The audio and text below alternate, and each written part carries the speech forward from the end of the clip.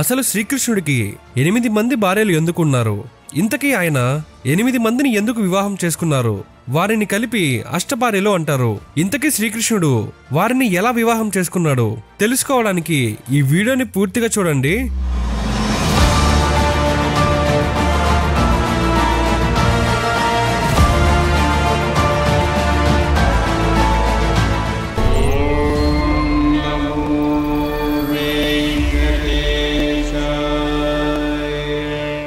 మహాభారతం ప్రకారం శ్రీకృష్ణుడికి మొత్తం 16,108 మంది భార్యలు ఉన్నారు. ఇందులో 8 ప్రధాన భార్యలని అష్టభార్యలు అంటారు. మొదటిది రుక్మిణి.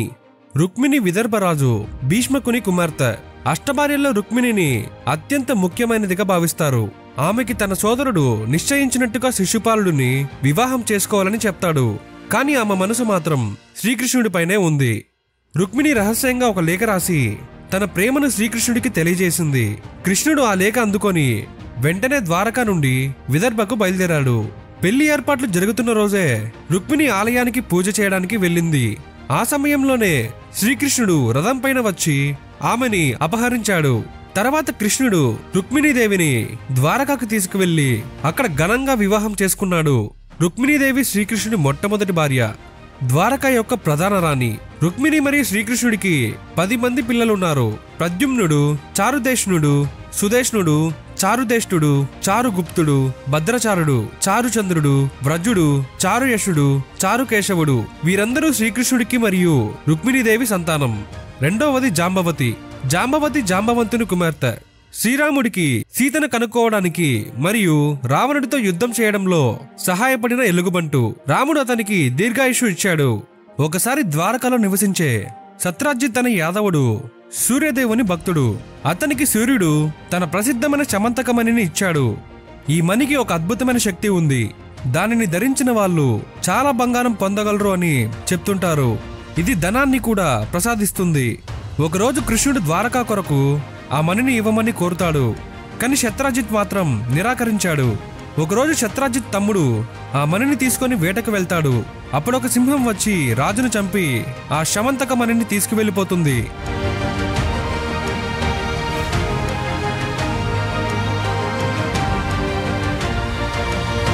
ఆ సింహం దగ్గరున్న మణిని చూసిన జాంబవంతుడు సింహాన్ని చంపి ఆ మణి తీసుకొని ఒక గుహలోకి వెళ్తాడు. శత్రాజిత్ దానిని దొంగలించింది శ్రీకృష్ణుడే అని ఆరోపించాడు. ఆ అపరాధం తొలగించుకోవడానికి వెతుక్కుంటూ వెళ్లిన శ్రీకృష్ణుడు జాంబవంతుడి గుహలో మణిని కనుగొన్నాడు. అప్పుడు జాంబవంతుడు కృష్ణుడితో భీకర యుద్ధం చేస్తాడు.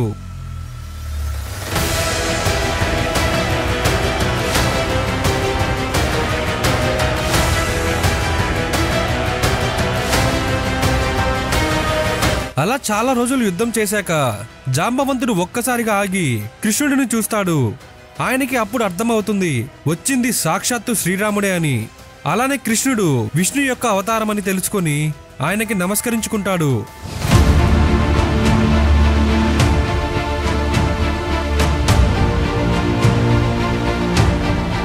అతను శమంతకమణిని కృష్ణుడికి ఇచ్చి తన కుమార్తె జాంబవంతిని వివాహం చేసుకోమని అడుగుతాడు.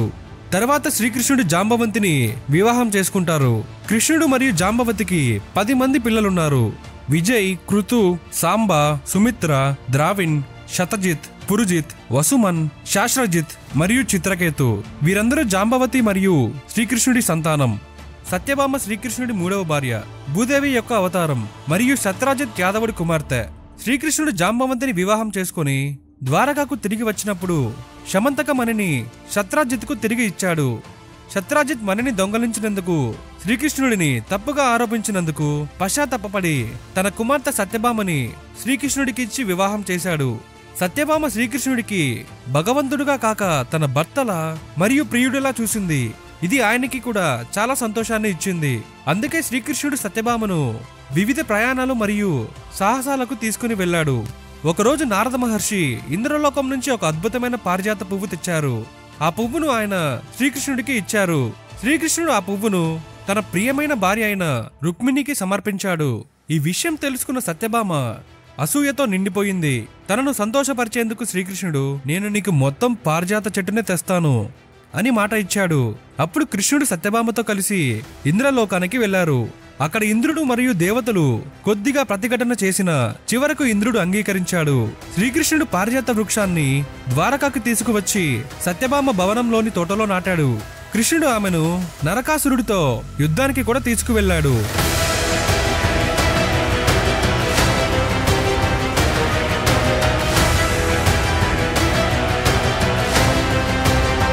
అక్కడ నరకాసురుడిని సంహరించి శ్రీకృష్ణుడు 16,000 మంది రాజకుమార్తెలను రక్షించాడు. తర్వాత వారి గౌరవ ప్రతిష్టల కోసం వారందరినీ భార్యలుగా స్వీకరించాడు. సత్యభామ మరియు శ్రీకృష్ణుడికి 10 మంది పిల్లలున్నారు. భాను, సుబాను, స్వబాను, ప్రభాను, భానుమాన్, చంద్రబాను, బృహద్భాను, అతిబాను, శ్రీబాను, ప్రతిబాను. వీళ్ళందరూ కృష్ణుడికి మరియు సత్యభామకి సంతానం. 4వ భార్య కాళింది. కాళింది సూర్యదేవుడి మరియు సంజన అంటే మేఘాల దేవత కూతురు.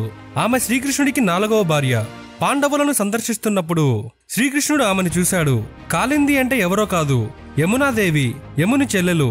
ఆమె తనలో స్నానం చేసిన అందరికీ పాప విముక్తి కలిగిస్తుంది. ఆమె మొదటిసారి కృష్ణుడిని వాసుదేవుడు బుట్టలో పెట్టుకుని వస్తుంటే చూసి తన ప్రేమలో పడిపోయింది. అప్పటినుండి తను కొన్ని ఏళ్ల పాటు విష్ణువు కోసం యమునా నది తీరాన తపస్సు చేస్తూ ఉంటుంది. అడ్డుగా వెళ్తున్న కృష్ణుడు అర్జునుడికి కాళింది తపస్సు చేస్తూ కనిపిస్తుంది. అప్పుడు కృష్ణుడు ఆమెని "నువ్వు ఎవరు, ఇక్కడేం చేస్తున్నావు" అని అడిగాడు. అప్పుడు కాళింది ఇలా అంటుంది, "నేను సూర్యదేవ పుత్రిని. ఈ యమునా నదిలో కృష్ణుడిని పతిదేవుడిగా పొందాలని వ్రతం చేస్తున్నాను" అని చెప్పింది. కృష్ణుడు నవ్వుతూ "నీ కోరిక తీరుస్తాను" అని చెప్పి ఆమెని వివాహం చేసుకుంటాడు. కృష్ణుడు మరియు కాళిందికి 10 మంది పిల్లలున్నారు. కవి, సుబాహు, శాంతి, పౌర్ణమాల, వృష్, సోమక్, వీర్, భద్ర, శృత్ మరియు దర్శ్. వీరందరూ కాళింది మరియు కృష్ణుడికి సంతానం. మిత్రవింద అవంతిరాజు జయసేనుడి కుమార్తె. ఆమె సోదరులు దుర్యోధనుడికి ఆమెను వివాహం చేయాలనుకుంటారు మరియు శ్రీకృష్ణుడిని బలరాముడిని స్వయంవరం ఏర్పాటు చేశారు. మిత్రవిందకు 2 సోదరులు, వింద, అనువింద. వీరు దుర్యోధనుడికి సహోదరులు. కృష్ణుడంటే మిత్రవిందకు చాలా ఇష్టం. కానీ ఆ ఇష్టాన్ని సోదరులు అంగీకరించకుండా వీరు మిత్రవిందకి స్వయంవరం ఏర్పాటు చేశారు. అప్పుడు శ్రీకృష్ణుడు అంతమందిలో ధైర్యంగా మిత్రవిందను తీసుకువెళ్లి వివాహం చేసుకున్నారు. వీరికి హర్ష, క్షుది, ఆనంద్, వృక్, మహర్ష్, పవన్, అనిల్, వర్ధన్, వన్హి మరియు గృద్ర. వీళ్ళందరూ మిత్రవింద మరియు శ్రీకృష్ణుడి సంతానం. 6వది నాగ్నజితి. నాగ్నజితి సత్య అని కూడా పిలుస్తారు. కోసలరాజు నాగ్నజితుడి కుమార్తె. అతను వేదాల రచనల్ని జాగ్రత్తగా అనుసరించే ధార్మికమైన రాజు. అతను 7 భయంకరమైన ఎద్దుల్ని ఎవరైతే వశం చేసుకుంటారో వారికి తన కుమార్తెను ఇచ్చి వివాహం చేస్తానని మాట ఇస్తాడు. కానీ ఇంతవరకు ఎవరు ఈ పనిని సాధించలేదు. అప్పుడు కృష్ణుడు 7 రూపాలుగా మారి వాటిని మట్టి పెట్టాడు.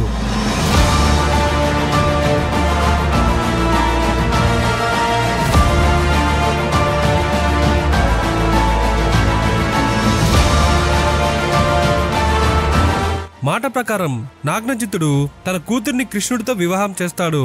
వీరికి 10 మంది సంతానం.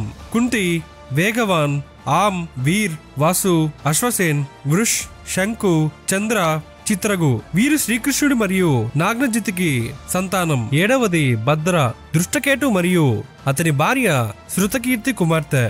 కైకేయ రాజకుమార్తె స్వయంవర సమయంలో ఎంతో మంది రాజులు వచ్చినా కూడా తనకి ప్రియమైన కృష్ణుడిని వరుడుగా ఎంచుకుంది. ఆమె వివాహం పైన 2 కథలు ఉన్నాయి. ఒకటి, ఆమె సోదరులు ఆమెకు వరుడిని ఎంచుకొని కృష్ణుడితో పెళ్లి చేశారు. మరొకటి, స్వయంవరానికి కృష్ణుడు వచ్చినప్పుడు ఆమె వరుడుగా ఎంచుకున్న కథ. భద్రాదేవికి కృష్ణుడికి 10 మంది కుమారులు పుట్టారు. సంగ్రమ్జిత్, బృహత్సేన, శూర, ప్రహరాన, అర్జిత్, జయ, సుభద్ర, వామ, ఆయుర్, సత్యాక. మహాభారతంలో మౌసల తిరుగుబాటు మరియు భగవత్ పురాణంలో భద్రాదేవి ఇతర అష్టభార్యలు కలిసి కృష్ణుడి సమాధి కింద సతిగా ప్రాణత్యాగం చేశారని వర్ణించబడింది. ఈ సంఘటన ఆమె భక్తి, ప్రేమ మరియు వేదాంత విలువలను సూచిస్తుంది. 8వది లక్షణ.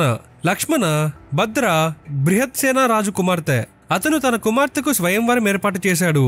లక్షణదేవి గురించి మనం చాలా అరుదుగా వింటాము. ఆమె గురించి ముఖ్యంగా భాగవతం పద్మపురాణంలో చెప్పబడింది.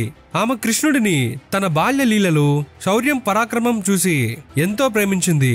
అందుకే శ్రీకృష్ణుడు ఆమెను స్వయంవరానికి వెళ్లి ఆమెను అపహరించాడు.